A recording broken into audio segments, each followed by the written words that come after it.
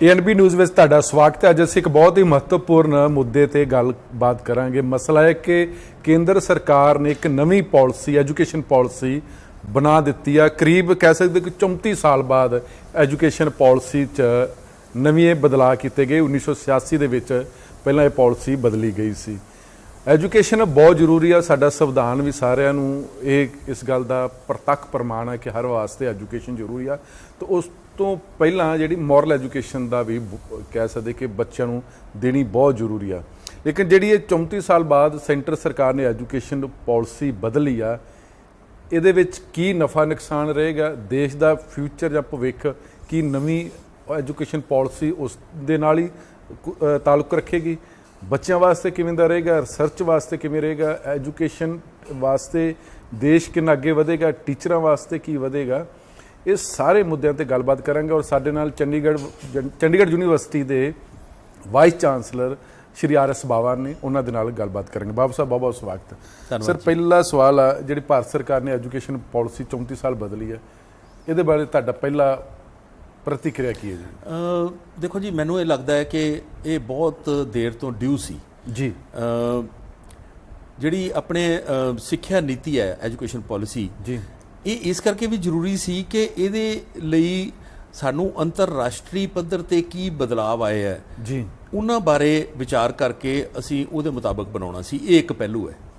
ਦੂਜਾ ਪਹਿਲੂ ਇਹ ਹੈ ਕਿ ਬਹੁਤ ਸਾਰੀਆਂ ਸੰਸਥਾਵਾਂ ਜੀ ਪਿਛਲੇ ਜਿੱਦਾਂ ਤੁਸੀਂ ਕਿਹਾ ਕਿ 36 ਇਅਰਸ 36 ਸਾਲਾਂ 'ਚ ਬਹੁਤ ਸਾਰੀਆਂ ਸੰਸਥਾਵਾਂ, ਬਹੁਤ ਵੱਖਰੇ ਵੱਖਰੇ ਤਰੀਕੇ ਦੀਆਂ ਸੰਸਥਾਵਾਂ, ਵੱਖਰੇ ਵੱਖਰੇ ਪ੍ਰਕਾਰ ਦੀਆਂ ਸੰਸਥਾਵਾਂ, ਵੱਖਰੇ ਵੱਖਰੇ ਆਕਾਰ ਦੀਆਂ ਸੰਸਥਾਵਾਂ ਜੀ, ਉਹ ਸਾਰੀਆਂ ਹੋਂਦ ਵਿੱਚ ਆਈਆਂ ਜੀ।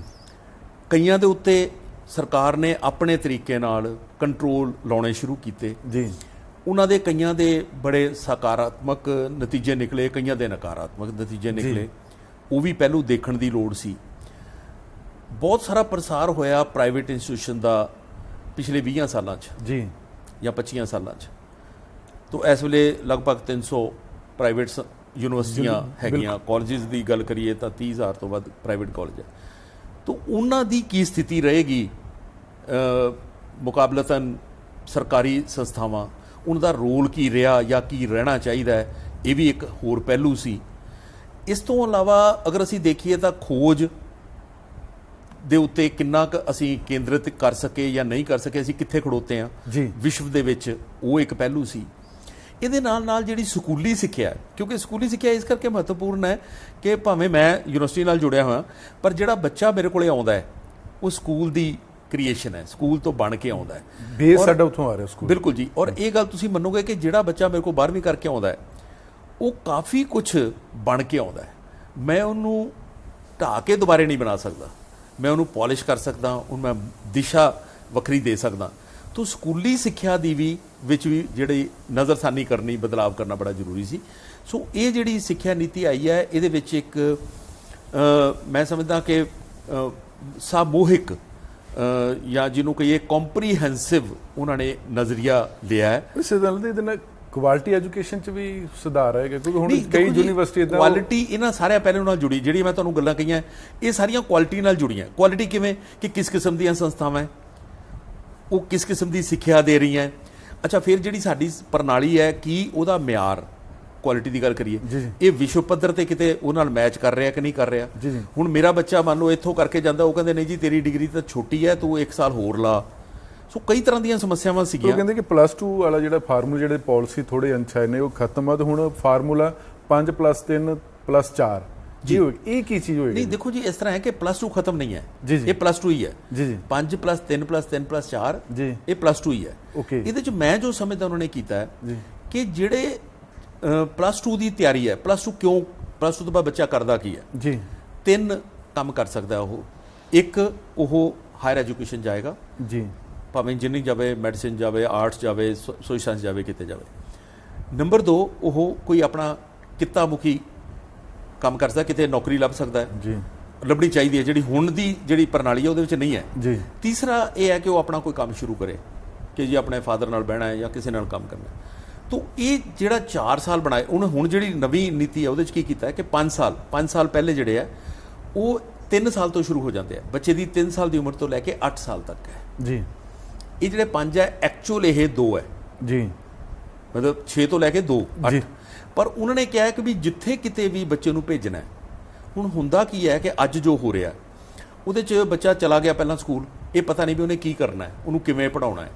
ਤਾਂ ਸਰਕਾਰ ਨੇ ਮੈਨੂੰ ਲੱਗਦਾ ਕਿ ਸੋਚਿਆ, ਔਰ ਬੜੀ ਮੇਰੇ ਹਿਸਾਬ ਨਾਲ ਸਹੀ ਸੋਚ ਹੈ ਕਿ ਜੋ ਪਲੇਵੇ 'ਚ ਵੀ ਜਾਂਦਾ ਹੈ ਤਾਂ ਉਹਦੇ ਲਈ ਇੱਕ ਸੇਧ ਹੋਵੇ ਟੀਚਰ ਨੂੰ ਔਰ ਸਕੂਲ ਨੂੰ ਕਿ ਵੀ ਇਹਨੂੰ ਕੀ ਪੜ੍ਹਾਉਣਾ ਤੂੰ। ਸੋ ਉਹ 3 ਸਾਲ ਤੋਂ ਲੈ ਕੇ 8 ਸਾਲ ਤੱਕ 5 ਸਾਲ ਉਹਨੂੰ ਕੀ ਕਰਾਇਆ ਜਾਵੇ, ਕਿਵੇਂ ਕਰਾਇਆ ਜਾਵੇ। ਔਰ ਮੈਨੂੰ ਇਹਦੇ 'ਚ ਜਿਹੜੀ ਮਹੱਤਵਪੂਰਨ ਗੱਲ ਲੱਗੀ ਹੈ ਜੀ, ਜਿਹਦਾ ਮੈਂ ਬੜੇ ਸਮੇਂ ਤੋਂ ਇਹਦਾ ਕਹਿ ਲਓ ਕਿ ਸਪੋਰਟਰ ਰਿਹਾ, ਔਰ ਮੈਂ ਸਗੋਂ ਡਿਮਾਂਡ ਕਰਦਾ ਰਿਹਾ ਕਿ ਉਹਦੇ 'ਚ ਉਹਨੂੰ ਭਾਸ਼ਾਵਾਂ 'ਚ ਨਿਪੁੰਨ ਕੀਤਾ ਜਾਏਗਾ।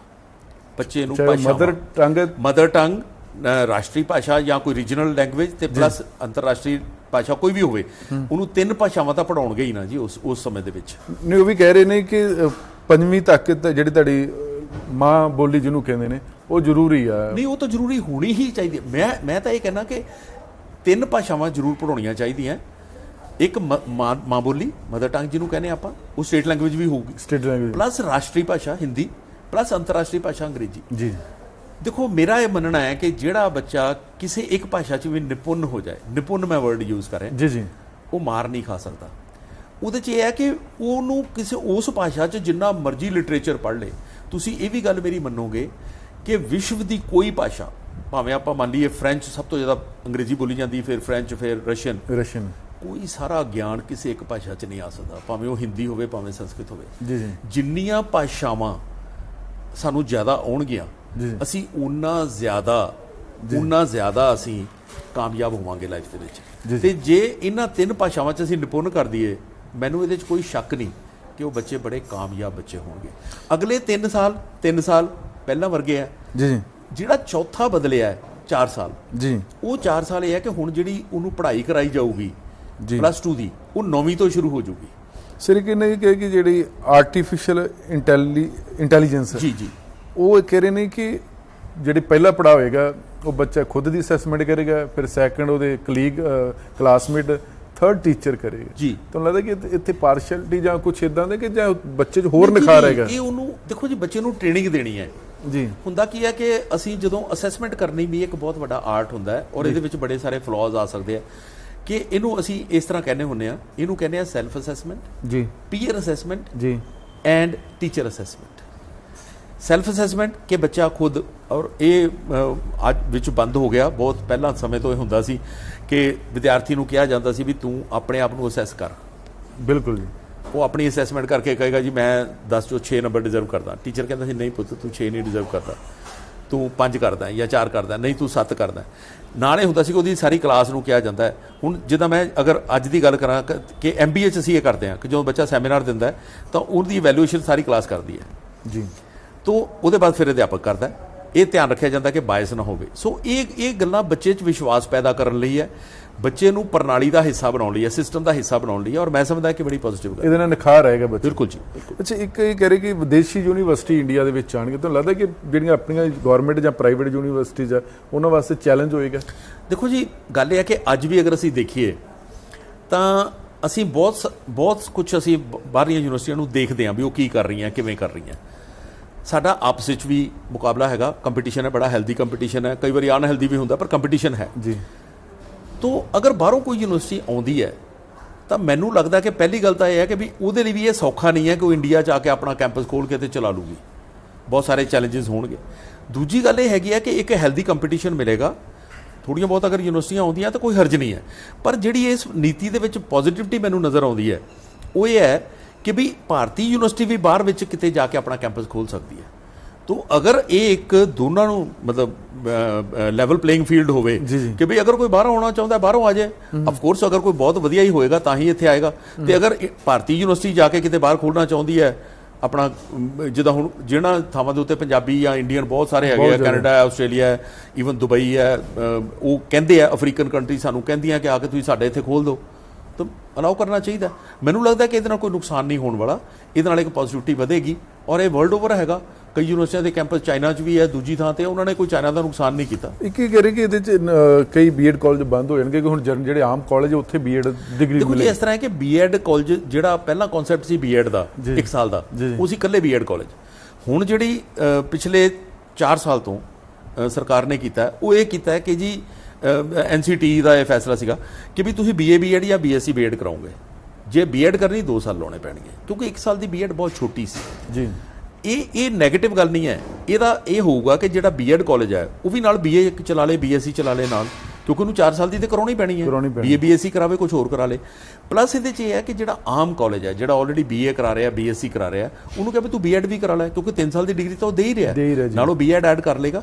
ਇਹਦੇ ਨਾਲ ਮੈਨੂੰ ਲੱਗਦਾ ਹੈ ਕਿ ਸਗੋਂ ਪੇਰੈਂਟਸ ਲਈ ਤੇ ਬੱਚਿਆਂ ਲਈ ਬੜੀ ਵੱਡੀ ਸਹੂਲਤ ਹੋ ਜਾਏਗੀ। ਤੁਹਾਨੂੰ ਵੀ ਪਤਾ ਹੈ ਕਈ ਵਾਰੀ ਜਦੋਂ ਇਕੱਲੇ BEd ਕਾਲਜ ਸੀ ਉੱਥੇ ਕਈ ਵਾਰੀ ਬੱਚਿਆਂ ਦੀ ਐਕਸਪਲੋਇਟੇਸ਼ਨ ਵੀ ਹੁੰਦੀ ਸੀ। ਸੋ ਇਹ ਐਕਚੁਅਲੀ ਜਿੰਨੇ ਕੰਟਰੋਲ ਘਟਾਤੇ ਜਾਣ, ਜਿੰਨੇ ਜ਼ਿਆਦਾ ਬੱਚਿਆਂ ਨੂੰ ਮੌਕਾ ਦਿੱਤਾ, ਬੰਦਿਆਂ ਨੂੰ ਦਿੱਤਾ ਜਾ ਸਕੇ, ਵਧੀਆ ਗੱਲ ਹੈ। ਪਰ ਇਹਦੇ ਨਾਲ ਮੇਰਾ ਖਿਆਲ ਹੈ ਤੁਸੀਂ ਇਹ ਵੀ ਦੇਖਿਆ ਹੋਣਾ ਹੈ ਕਿ ਸਰਕਾਰ ਨੇ ਇਹ ਕਿਹਾ ਕਿ ਵਾਇਬਲ ਕਾਲਜ ਹੀ ਚੱਲਣਗੇ। ਜਿੱਦਾਂ ਹੁਣ 60,000 ਕਾਲਜ ਹੈ ਜੀ, 800 ਯੂਨੀਵਰਸਿਟੀ ਹੈ ਜੀ, ਇਹ ਸਾਰਾ ਅਮਲਗਮੇਟ ਹੋ ਕੇ ਉੱਥੇ ਸ਼ਰਤਾਂ ਲਾਤੀਆਂ ਉਹਨਾਂ ਨੇ ਕਿ ਘੱਟੋ ਘੱਟ ਇੰਨੀ ਸਟਰੈਂਥ ਹੋਵੇ, ਇੱਦਾਂ ਦੀ ਪਰਫਾਰਮੈਂਸ ਹੋਵੇ ਤਾਂ ਚੱਲੇਗੀ। ਕਾਲਜ ਵੀ ਆਟੋਨੋਮਸ ਹੋਣਗੇ, ਕੋਈ ਐਫੀਲੀਏਟਡ ਕਾਲਜ ਨਹੀਂ ਹੋਏਗਾ। ਜਿਹੜਾ ਉਸ ਮਿਆਰ ਤੇ ਆ ਸਕੇਗਾ ਉਹ ਚੱਲੇਗਾ, ਜਿਹੜਾ ਨਹੀਂ ਹੋਏਗਾ ਉਹ ਜਾਂ ਕਿਸੇ ਨਾਲ ਮਰਜ ਹੋ ਜਾਏਗਾ ਜਾਂ ਬੰਦ ਹੋ ਜਾਏਗਾ। ਜਿਹੜੇ ਛੋਟੇ ਕਾਲਜ ਆ ਜਿਹਨਾਂ ਇਨਫਰਾਸਟ੍ਰਕਚਰ ਦੀ ਕਮੀ ਜਾਂ ਬੱਚਿਆਂ ਦੀ ਕਮੀ ਆ, ਉਹ ਆਟੋਮੈਟਿਕ ਬੰਦ ਹੋਣ ਜਾਂ ਮਰਜ ਹੋਣ, ਬਿਲਕੁਲ ਆਟੋਮੈਟਿਕਲੀ ਜਾਂ ਮਰਜ ਕਰ ਲੈਣ ਕਿਸੇ ਨਾਲ।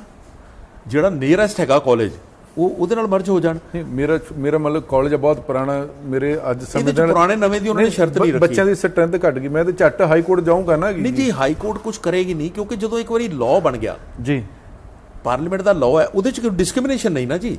ਐਕਚੁਅਲੀ ਕੀ ਹੁੰਦਾ ਹੈ ਕਿ ਹਾਈ ਕੋਰਟ ਜਾਂ ਸੁਪਰੀਮ ਕੋਰਟ ਜਾਣਦਾ ਤਾਂ ਹੁੰਦਾ ਹੈ ਕਿ ਮੰਨ ਲਓ ਇੱਕ ਕਾਲਜ ਹੈ, ਉਹਨੂੰ ਤਾਂ ਤੁਸੀਂ ਬੰਦ ਕਰਤਾ, ਉਹਦੇ ਆਲੇ ਦੁਆਲੇ ਕੋਈ ਕਾਲਜ ਨਹੀਂ ਹੈ, ਠੀਕ ਹੈ, ਦੂਜੇ ਨੂੰ ਤੁਸੀਂ ਚੱਲਦਾ ਰਹਿਣ ਤਾਂ ਇਹ ਕਹਿ ਕੇ ਵੀ ਇਹਦੇ ਆਲੇ ਦੁਆਲੇ ਕਾਲਜ ਨਹੀਂ ਆ ਕੁਛ ਹੈ। ਇਹ ਜਿਹੜੀ ਨਵੀਂ ਨੀਤੀ ਹੈ ਨਾ ਜੀ, ਇਹਦੇ 'ਚ ਇੱਦਾਂ ਦੀਆਂ ਕੋਈ ਪ੍ਰੋਵੀਜ਼ਨਸ ਹੈ ਹੀ ਨਹੀਂ। ਮਤਲਬ ਜਿਹੜੇ ABC ਕਾਲਜ ਆ ਉਹਨਾਂ ਨੂੰ ਮਜਬੂਰੀ ਵਾਸਤੇ ਕਹਿ ਦੋ, ਉਹਨਾਂ ਦੀ ਮੈਨੇਜਮੈਂਟ ਜੁਆਇੰਟ ਕਰਨੀ ਪਏਗੀ, ਉਹ ਉਹਨਾਂ ਨੂੰ ਆਪਣੇ ਆਪ ਨੂੰ ਆਟੋਨੋਮਸ ਬਣਾਉਣਾ ਪਏਗਾ। ਹਰ ਕਾਲਜ ਆਪਣੀ ਡਿਗਰੀ ਦੇਗਾ। ਹਾਲਾਂਕਿ ਮੈਂ ਇਹ ਕਹਿਣ 'ਚ ਮੈਨੂੰ ਕੋਈ ਸੰਕੋਚ ਨਹੀਂ ਹੈ ਔਰ ਮੈਨੂੰ ਕੋਈ ਡਾਊਟ ਨਹੀਂ ਹੈ ਕਿ ਇਹ ਬਹੁਤ ਬੜਾ ਵੱਡਾ ਚੈਲੰਜ ਹੋਣ ਵਾਲਾ ਹੈ। ਇਹ ਗੱਲ ਇੱਕ ਦਿਨ 'ਚ ਨਹੀਂ ਹੋਣੀ, ਨਾ ਹੀ ਇਹ ਸਰਕਾਰ ਨੂੰ ਸੋਚਣਾ ਚਾਹੀਦਾ ਕਿ ਇੱਕ ਦਿਨ 'ਚ ਕਰ ਲਾਂਗੇ। ਇਹਦੇ ਨਾਲ ਕੁਆਲਿਟੀ ਵਧੇਗੀ ਜੀ, ਡੈਫੀਨਿਟਲੀ ਵਧੇਗੀ ਜੀ। ਹੁਣ ਤੁਸੀਂ ਦੇਖੋ, ਜਿਸ ਕਾਲਜ ਦੇ ਵਿੱਚ ਇਨਫਰਾਸਟ੍ਰਕਚਰ ਨਹੀਂ ਹੈ, ਅਧਿਆਪਕ ਨਹੀਂ ਹੈ, 100 ਬੱਚਾ ਹੈ, 50 ਬੱਚੇ ਹੈ, ਮੈਨੂੰ ਨਹੀਂ ਲੱਗਦਾ ਕਿ ਉੱਥੇ ਉਸ ਸਪਿਰਿਟ ਨਾਲ ਪੜ੍ਹਾਇਆ ਜਾ ਸਕਦਾ ਹੈ। ਇਹੀ ਹਾਲਤ ਸਕੂਲਾਂ ਦੀ ਵੀ ਹੈ। ਸੋ ਮੈਨੂੰ ਲੱਗਦਾ ਹੈ ਕਿ ਇਹਦੇ ਵਿੱਚ ਸਰਕਾਰ ਨੂੰ 2 ਕੰਮ ਕਰਨੇ ਪੈਣਗੇ ਜੀ। ਇੱਕ ਤਾਂ ਇਹ ਕਿ ਜਿੱਥੇ ਜਿੱਥੇ ਵਾਇਬਲ ਬਣਾਉਣ ਦੀ ਲੋੜ ਹੈ ਉੱਥੇ ਉਹਨਾਂ ਸਕੂਲਾਂ ਕਾਲਜਾਂ ਦੀ ਮਦਦ ਕੀਤੀ ਜਾਵੇ। ਜਿਹੜੇ ਲੱਗਦਾ ਹੈ ਕਿ ਚੱਲ ਨਹੀਂ ਸਕਦੇ ਕਿਸੇ ਸੂਰਤ ਦੇ ਵਿੱਚ, ਤਾਂ ਫਿਰ ਉਹਨਾਂ ਨੂੰ ਦੂਜਿਆਂ ਨਾਲ ਮਰਜ ਕੀਤਾ ਜਾਵੇ ਜਾਂ ਉਹਨਾਂ ਨੂੰ ਬੰਦ ਕੀਤਾ ਜਾਵੇ। ਜੇ ਕਾਲਜ ਇੱਕ ਬੋਡੀ ਖੁਦ ਮੁਖਤਾਰ ਬੋਡੀ ਬਣ ਗਈ, ਤੁਹਾਨੂੰ ਲੱਗਦਾ ਨਹੀਂ ਉੱਥੇ ਮਨਮਰਜ਼ੀਆਂ ਵੀ ਵੱਧ ਜਾਣਗੀਆਂ ਜੀ? ਨਹੀਂ ਜੀ, ਨਹੀਂ। ਦੇਖੋ ਹੁੰਦਾ ਕੀ ਹੈ ਕਿ ਤੁਸੀਂ ਅੱਜ ਵੀ ਦੇਖਿਆ ਕਿ ਜਿਹੜੀਆਂ ਯੂਨੀਵਰਸਿਟੀਆਂ, ਆਪਾਂ ਕਾਲਜ ਨੂੰ ਹਲੇ ਛੱਡ ਲੈਂਦੇ ਹਾਂ, ਜਿਹੜੀਆਂ ਯੂਨੀਵਰਸਿਟੀਆਂ ਦੇ ਵਿੱਚ ਅਨੁਸ਼ਾਸਨ ਨਹੀਂ ਹੈ, ਜਿਹੜੀਆਂ ਡਿਗਰੀ ਪ੍ਰੋਪਰ ਤਰੀਕੇ ਨਾਲ ਇਮਤਿਹਾਨ ਲੈ ਕੇ ਨਹੀਂ ਦਿੰਦੀਆਂ, ਜਿਹੜੀਆਂ ਐਬਸੈਂਟੀ ਸਟੂਡੈਂਟ ਨੂੰ ਡਿਗਰੀਆਂ ਦੇਈ ਜਾਂਦੀਆਂ, ਉਹ ਹੌਲੀ ਹੌਲੀ ਬੰਦ ਹੋ ਰਹੀਆਂ, ਉਹ ਹੌਲੀ ਹੌਲੀ ਚਲੀਆਂ ਜਾਣਗੀਆਂ। ਕੋਈ ਮਾਂ ਪਿਓ, ਬੱਚਾ ਤਾਂ ਕਈ ਵਾਰੀ ਅਟਰੈਕਟ ਹੋ ਜਾਂਦਾ ਇਹੋ ਜਿਹੀ ਸੰਸਥਾ ਵੱਲ, ਪਰ ਮੇਰਾ ਨਹੀਂ ਖਿਆਲ ਕਿ ਮਾਂ ਪਿਓ ਕੋਈ ਇਹੋ ਜਿਹੀ ਸੰਸਥਾ ਵੱਲ ਭੇਜੂਗਾ ਵੀ ਮੇਰਾ ਨਿਆਣਾ ਬਲੈਂਕ ਦਾ ਬਲੈਂਕ ਹੀ ਆ ਜੇ, ਜਿੱਦਾਂ ਭੇਜਿਆ ਸੀ ਉੱਦਾਂ ਹੀ ਆ ਜੇ, ਸਿਰਫ ਉਹਨੂੰ ਇੱਕ ਕਾਗਜ਼ ਫੜਾ ਦਿੱਤਾ ਜਾਵੇ। ਆਉਣ ਵਾਲੇ ਸਮੇਂ 'ਚ ਇਹ ਗੱਲ ਮੈਂ ਸੁਨੇਹਾ ਵੀ ਦੇਣਾ ਚਾਹੁੰਦਾ ਤੁਹਾਡੇ ਇਸ ਮਾਧਿਅਮ 'ਤੇ ਕਿ ਆਉਣ ਵਾਲਾ ਸਮਾਂ ਜਿਹੜਾ ਉਹਦੇ 'ਚ ਸਿਫਾਰਸ਼ੀ ਨੌਕਰੀਆਂ ਦਾ ਜ਼ਮਾਨਾ ਲੰਘ ਜਾਣਾ ਹੈ। ਬਿਲਕੁਲ ਲੰਘ ਗਿਆ। ਸੋ ਅੱਜ ਜਿਹੜੀ ਕਦਰ ਹੋਣੀ ਹੈ ਉਹ ਤੁਹਾਡੇ, ਹਾਂ ਜਿਹੜੀ ਸਨਦ ਹੈ, ਸਰਟੀਫਿਕੇਟ ਹੈ, it will have some value.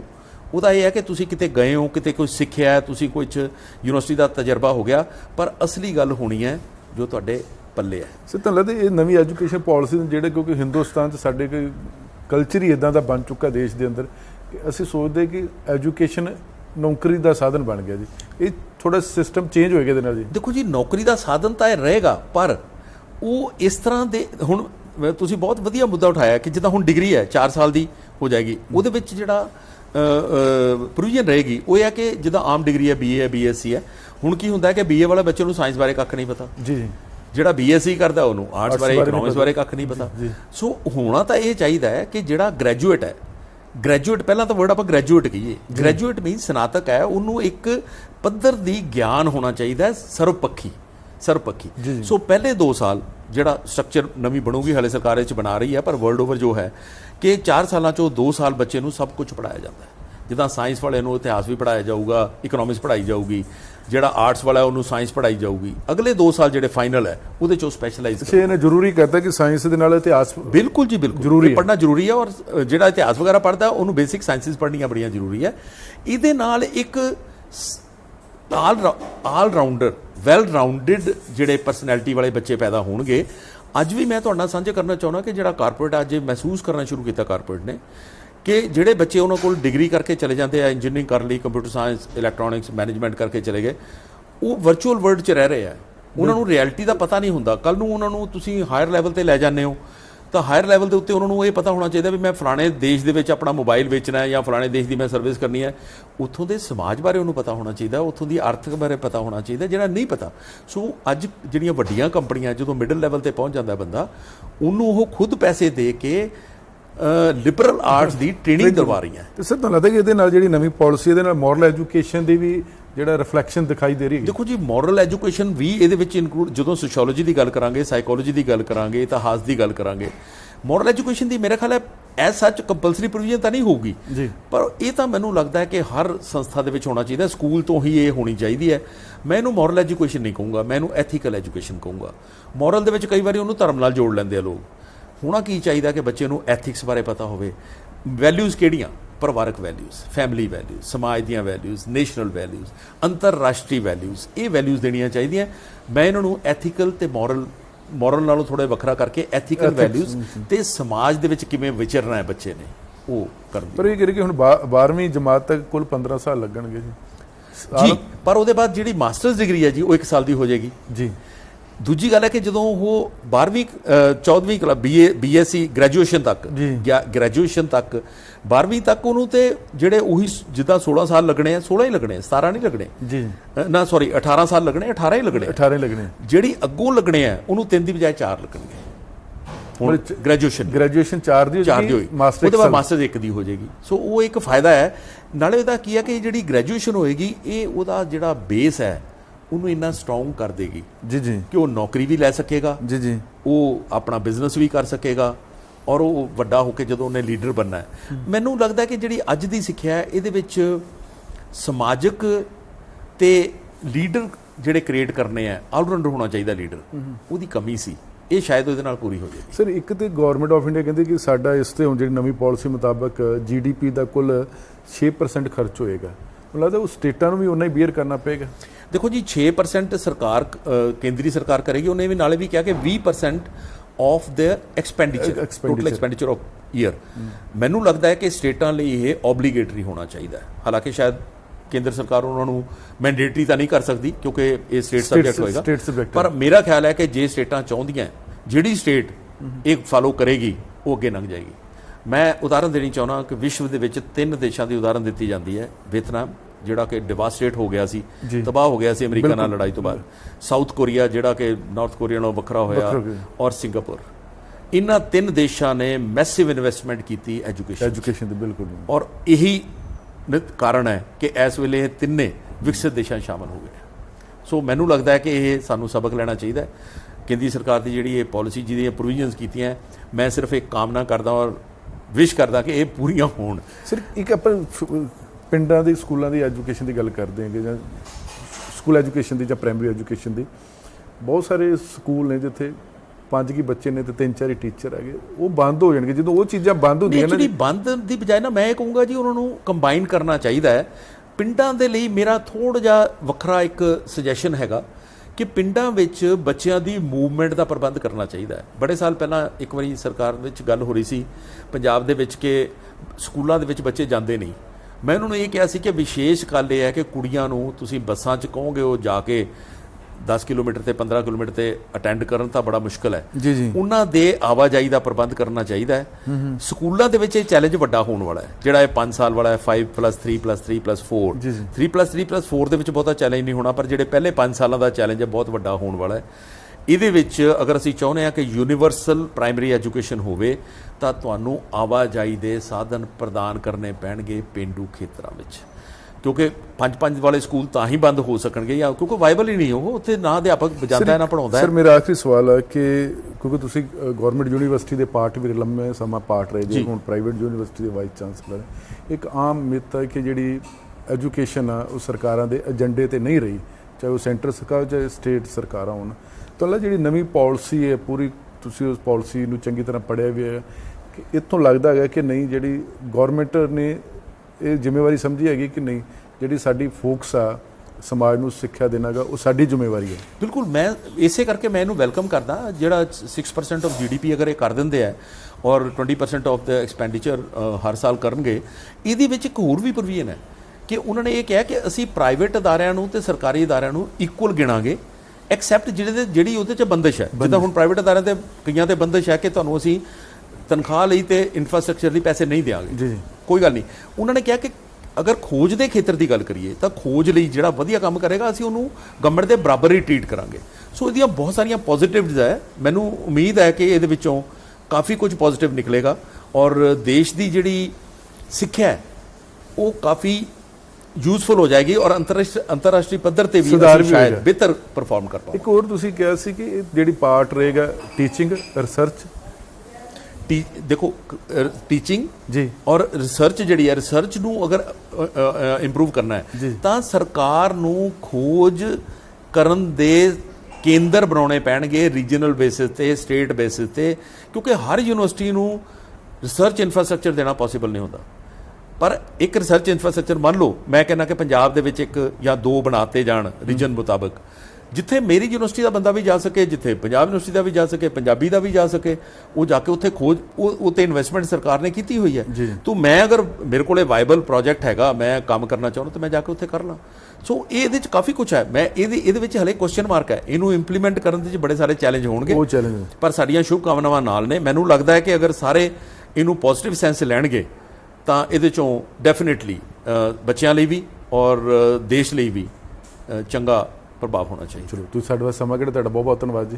ਧੰਨਵਾਦ ਜੀ। ਇਹ ਸਹੀ ਗੱਲ ਹੈ ਕਿਉਂਕਿ 34 ਸਾਲ ਬਾਅਦ ਇਹ ਨਵੀਂ ਪਾਲਿਸੀ ਆਈ ਹੈ। ਪਹਿਲਾਂ ਰਾਜੀਵ ਗਾਂਧੀ ਵੇਲੇ ਪਾਲਿਸੀ ਬਦਲੀ ਗਈ ਤੇ ਹੁਣ ਇਸ ਮੋਦੀ ਸਰਕਾਰ ਨੇ ਬਦਲੀ। ਸਰਕਾਰਾਂ ਦੀਆਂ ਹਮੇਸ਼ਾ ਨੀਤੀਆਂ ਚੰਗੀਆਂ ਹੁੰਦੀਆਂ ਨੇ, ਪਰ ਸਵਾਲ ਫਿਰ ਨੀਅਤ ਤੇ ਆ ਜਾਂਦਾ। ਨੀਅਤ ਵੀ ਜੇ ਚੰਗੀ ਹੋਵੇ ਤਾਂ ਸਵਾਲ ਇਹ ਹੈ ਕਿ ਕੀ ਉਹ ਗਰਾਊਂਡ ਲੈਵਲ ਤੇ ਉਹਨੂੰ ਇੰਪਲੀਮੈਂਟ ਕੀਤਾ ਜਾ ਸਕਦਾ ਹੈ। ਪਰ ਫਿਲਹਾਲ ਇਹ ਪਾਲਿਸੀ ਆਉਣ ਵਾਲੇ ਸਮੇਂ 'ਚ ਦੇਸ਼ ਦੀ ਜਿਹੜੀ ਸਿੱਖਿਆ ਕਿ ਜਿਹੜੇ ਜਿਸ ਤਰ੍ਹਾਂ ਵੱਡੀਆਂ ਵਰਲਡ ਦੀਆਂ ਜਿਹੜੀਆਂ ਯੂਨੀਵਰਸਿਟੀਆਂ, ਚਾਹੇ ਆਕਸਫੋਰਡ ਹੋਵੇ ਚਾਹੇ ਹਾਰਵਰਡ ਹੋਵੇ, ਅਸੀਂ ਹਮੇਸ਼ਾ ਉਸ ਦੀ ਚਰਚਾ ਕਰਦੇ ਹਾਂ। ਅਤੇ ਜੇ ਪਾਲਿਸੀ ਚੰਗੀ ਹੋਊਗੀ, ਨੀਤੀ ਚੰਗੀ ਹੋਊਗੀ, ਨੀਅਤ ਚੰਗੀ ਹੋਊਗੀ ਤਾਂ ਲਾਜ਼ਮੀ ਤੌਰ 'ਤੇ ਸਾਡੀ ਜਿਹੜੀਆਂ ਯੂਨੀਵਰਸਿਟੀਆਂ ਉਹ ਵੀ ਕਿਸੇ ਦੂਜੇ ਦੇਸ਼ਾਂ ਦੇ ਮੁਕਾਬਲੇ ਘੱਟ ਨਹੀਂ ਹੋਣਗੀਆਂ। ਤੁਸੀਂ ਬਣੇ ਰਹੋ NB ਨਿਊਜ਼ ਦੇ ਨਾਲ। ਤੁਹਾਡਾ ਬਹੁਤ ਬਹੁਤ ਧੰਨਵਾਦ।